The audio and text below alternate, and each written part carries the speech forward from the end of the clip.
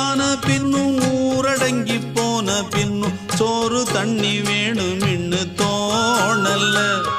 என் தெம்மாங்கு பாட்ட கேட்டு தென்காத்து ஓடி வந்து தூதாக போக வேணும் அக்கறையில். நான் உண்டான ஆசைகளை சொல்லாம பூட்டி வச்சு உள்ளார வாடுறேனே இக்கரையில். நான் ஏரிக்கர மேலிருந்து 8 தேச பார்த்திருந்து ஏங்கி ஏங்கி காத்திருந்தேன் காணல்ல. மணி 7 8 ஆன பின்னும் ஊரடங்கி போன பின்னும் சோறு தண்ணி வேணும்